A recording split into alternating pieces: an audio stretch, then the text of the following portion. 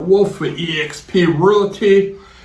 We have James Matarazzo here, 30 plus year mortgage broker, lender, and a direct lender. Yes. And so he has the experience. Okay. Now, James, I'm a veteran. Okay. Thank you for your service. Thank you. So I come to you. What's the process of getting started? It's a great question. I always thank the veterans for their service. We really take care of our veterans in a number of ways. The Veterans Administration really wants to help veterans get into homes. And me as a residential lender have VA approved underwriters on staff that help the whole process to become very smooth. What I normally do with veterans is I talk to them about their finances, their budgets, their income, their assets, their credit, and we put a game plan together. The last thing I want to do is put a veteran in a position where they can't make a mortgage payment or they're not comfortable with the mortgage payment. I really focus on the mortgage payment that they are comfortable with, since they are the ones that are going to make the payment. I usually look at their DD-214, their discharge papers, their certificate of eligibility, which also helps me understand what the Veterans Administration will guarantee as far as the loan. If it's their first time utilizing their eligibility, then that's great. It'll say that on the certificate, and we can go through and back into the maximum loan amount and the mortgage payment that they're comfortable with and qualify for. Okay, we looked at my DTI, debt to income ratio. Yes. Okay, now how much money I'm tied with my funds in it. I have a large family. Okay, I'm working like a dog right now. Okay, I need help with down payment. Okay, I mean, I look at the housing prices here. I know I'm gonna have to come in with a serious down payment. Okay, so how do I navigate that? Most VA loans do not require any down payment. It could be a 0% down. There's also assistance if a veteran is disabled with a certain percentage of disability. They won't have to pay real estate taxes, which also helps with the debt to income ratio. So as I said earlier, the Veterans Administration really does everything that they can to put veterans into homes. I help them along with that process. Okay, now how much home? I'd like to have a beautiful 3-2, okay, 3-bedroom, 2-bath pool home. My kids love the pool. It's like your kids do. I mean, that's the thing. If you're in South Florida, you need a pool home. Okay, so the average home in this market, okay, is $500,000 to $600,000. Okay, so how much home could I purchase? It's a great question, and that goes into that analysis based on the income. And the debt to income ratio you spoke about earlier, VA is very liberal with that debt to income ratio. Typically, we look at maybe 50% of the gross monthly income to go toward your mortgage payment. And then we take a look at the other debts that you may have, car payment, credit card debt, maybe student loans, and then we throw that into the other part of the ratio. But I like to look at the 50% part. If you're making $5,000 a month, you can probably afford a $2,500 a month principal, interest, taxes, and insurance payment. Now, with COVID really hit me in my job, and that I fell behind with a couple bills. I had a 720 credit score, and now it fell to I'm not really sure. And that, what is the credit restrictions and that with VA? It's very interesting. Many people don't know that VA does not have a minimum credit score requirement.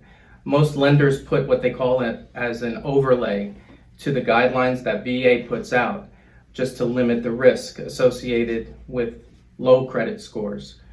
My particular company where I am today, we look at around a 640 credit score. Can we go below a 640? Probably. Will VA take below a 640? Absolutely. Now, is there a program available that could help me with get my credit score back up? I mean, I'm very responsible and I make my student loans on time, but my GI Bill covers my student loan, so I really don't have that. I make my car payment on time. And is there a program, do you have a program available that can help me with my credit score, my credit repair, getting that back up, or? What I normally do is when I run a credit report, there's a tool that I can use, which is it's like a simulator, which if let's say I need two of the bureaus to be above a 640 and you're at 620, there's a little plus symbol underneath each of the scores, plus 35, plus 40, or whatever it is.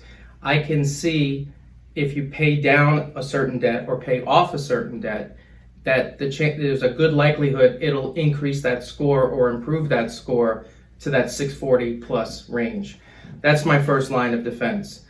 If there's nothing that shows on the simulator that you can do to improve your credit scores, I would refer the veteran to one of 2 or 3 different credit repair companies that I know will not take advantage of veterans. I won't refer anyone to anybody that's going to take advantage of a veteran.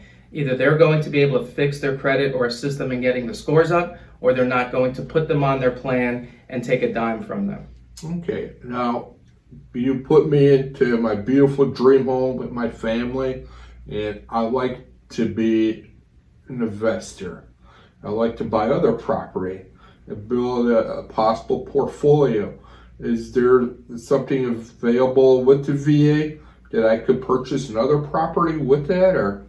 Typically VA is for owner-occupied primary residences, but I have other programs available to veterans as well as non-veterans that will help people get into investment properties as long as they have their own primary residence. It doesn't have to have a mortgage on it, but they can't be renters, they can't be living at their parents' home. If they own a primary residence with 20% down, as long as the investment property cash flows, meaning it rents out for $1 more than whatever the principal, interest, taxes, and insurance payment is, they'll be able to get an investment property. Okay, now say I win the lottery. I love playing, the lottery and that, and I win the lottery. I pay off my home and that, and now I have the opportunity with the VA to acquire, you're saying, other properties. Is that right? Yes, you can use your VA eligibility over again. Okay, so it's renewable. Yes. And as long as I pay off my first property, or can I carry 2 notes? You can carry 2 deeds. You can carry 2. If the other one is rented out, you'll still have some eligibility left to buy the other property. Okay. All right. Is there anything else I should know about the VA program or what you provide to our veterans? As I said, we really take care of our veterans, and we show that by eliminating our underwriting and processing fee. It saves them almost $1,600 in closing costs. And we don't have the typical overlays that other lenders do when it comes to debt to income ratio on VA loans. We do monitor the FICO score requirement that we put on, but other than that, if we get an approved eligible through our automated underwriting engine on a VA loan with a high back-end ratio, high being well over 50 or 60%, we will approve and close that loan.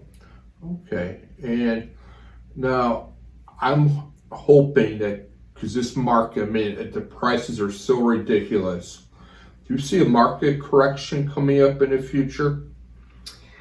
That's a great question. I get that question multiple times a day. I lived through the 2007, 2008, 9, and 10 economic crisis.